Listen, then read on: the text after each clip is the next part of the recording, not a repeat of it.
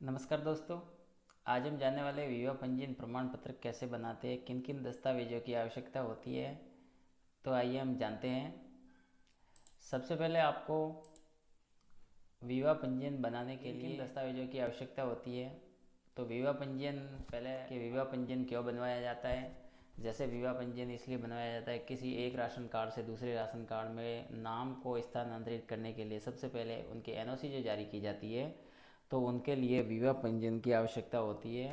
और दूसरी बात है कि किसी भी जगह पे अगर नाम को जुड़वाना चाहते हैं तो उसका विवाह पंजीयन होना अनिवार्य होता है। कई क्षेत्रों में ऐसा भी है, जैसे आधार कार्ड को अगर करेक्शन आपको करवाना है लेडीज़ के, तो उनका विवाह पंजीयन होना अनिवार्य है। तो इस प्रकार से विवाह पंजीयन को अलग अलग जगहों पे उपयोग में लिया जाता है। तो आइए जानते हैं हम विवाह पंजीयन में लगने वाले दस्तावेज जिस प्रकार रहेंगे।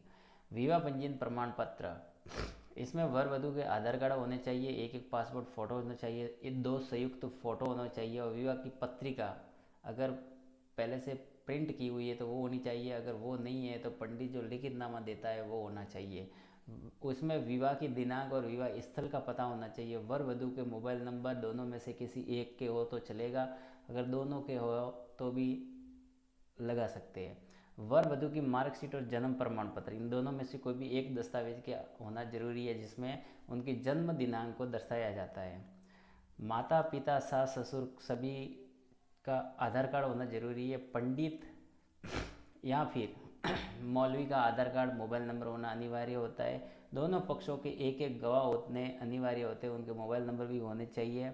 इसके अलावा दोनों पक्षों के राशन कार्ड, दोनों पक्षों के जन आधार कार्ड, आवेदक का आधार कार्ड, मोबाइल नंबर 0 से 21 दिन के भीतर भी बना सकते हैं, 21 से 1 वर्ष के भीतर भी बना सकते हैं, 1 वर्ष से अधिक होने पर भी ये प्रमाण पत्र बनाया जा सकता है। इसमें क्या क्या बातें रहेगी, क्या विवाह पंजीयन प्रमाण पत्र में नोटरी करवाना आवश्यक होता है।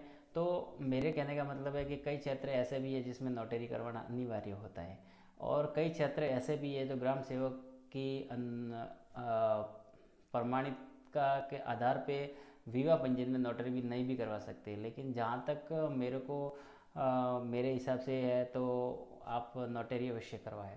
विवाह पंजीयन प्रमाण पत्र किस प्रकार से आवेदन करना चाहिए इसके बारे में भी हम जानेंगे।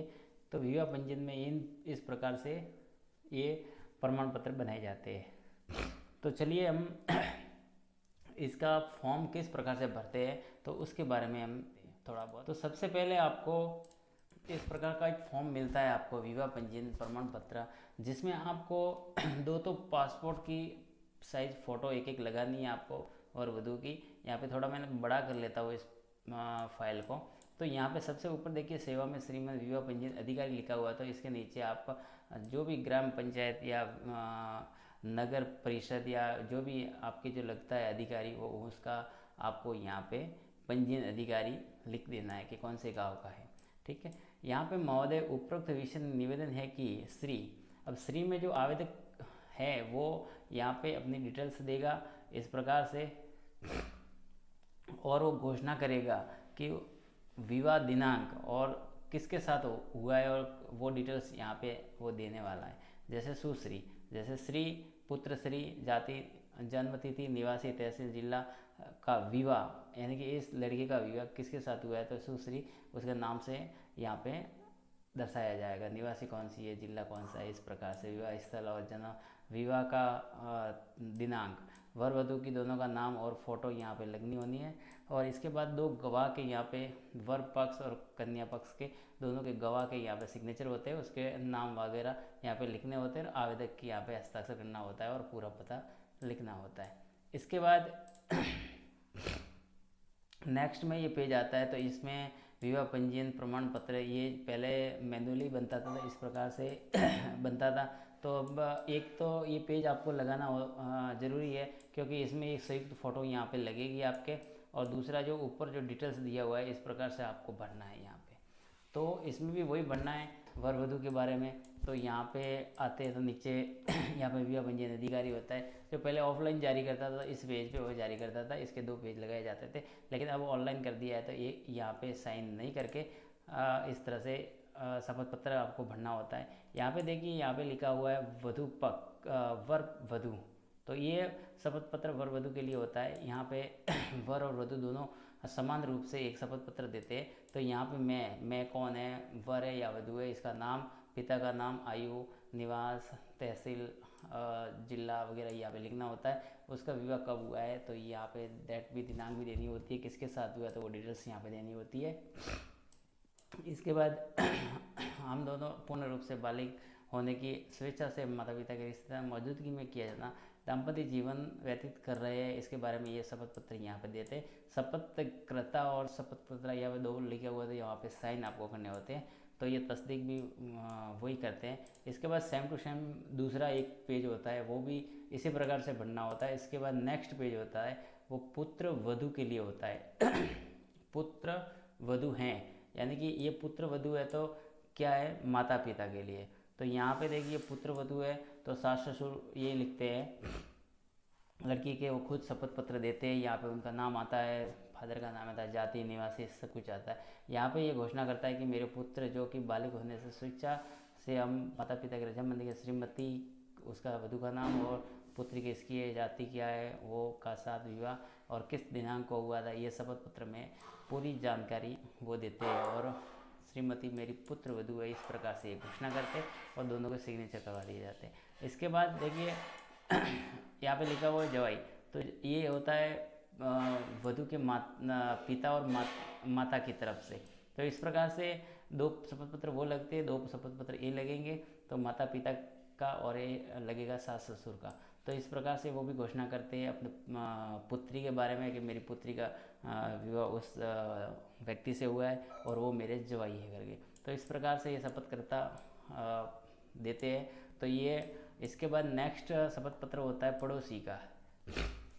तो पड़ोसी के दो शपथ पत्र लिए जाते हैं, इसमें से पहला ये रहता है, दूसरा सेम टू सेम ये का एक रहता है। और पड़ोसी ये घोषणा करता है कि उसका विवाह इस व्यक्ति के साथ इतनी तारीख को इस स्थान पे इस तारीख को हुआ है। तो इस प्रकार के शपथ पत्र यहाँ पे मैं शरीफ हुआ था, मेरे को मालूम है, इस प्रकार से ये घोषणा करता है। तो इस प्रकार से ये साइन भी उनको करवाना होता है। इसके बाद ये भी पड़ोसी का है, तो सेम टू सेम वो का वो नियम इसमें लागू होता है। इसके बाद मेन जो रोल आता है वो पंडित का आता है। पंडित ये घोषणा करता है कि मैं पंडित नाम और पुत्र, निवासी जाति यहाँ का निवासी हूँ, और ये प्रमाणित करता हूँ कि श्रीमती और लड़की का नाम और पिता का नाम, जाति वगैरह ये यहाँ पे लिखता है, और दिनांक भी बताता है कि इस तारीख को मैंने उन दोनों का ये विवाह करवाया है, और दोनों श्री और श्रीमती दोनों पति पत्नी हैं, ये दोनों दंपति और विवाह निर्माण कर रहे हैं।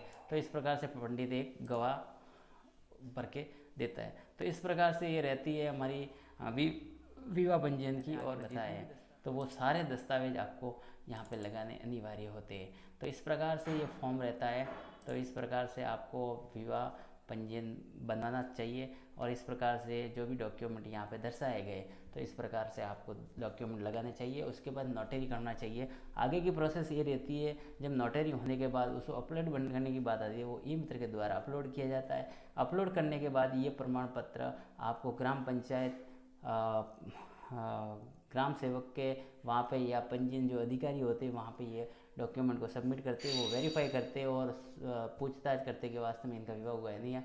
तो इस प्रकार से डॉक्यूमेंट को वेरीफाई करने के बाद वहाँ से वो अप्रूव कर देते हैं, और ई मित्र के द्वारा उसकी प्रिंट आउट निकाली जा सकती है। तो इस प्रकार हमने जाना कि विवाह पंजीयन की प्रोसेस क्या रहती है।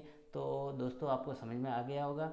तो अगर इस चैनल को आपको सब्सक्राइब नहीं किया है तो आप सब्सक्राइब कर लें और बेल आइकन को दबा दें, ताकि आपको हर वीडियो की जानकारी मिलती रहे। आज के लिए इतना ही, धन्यवाद।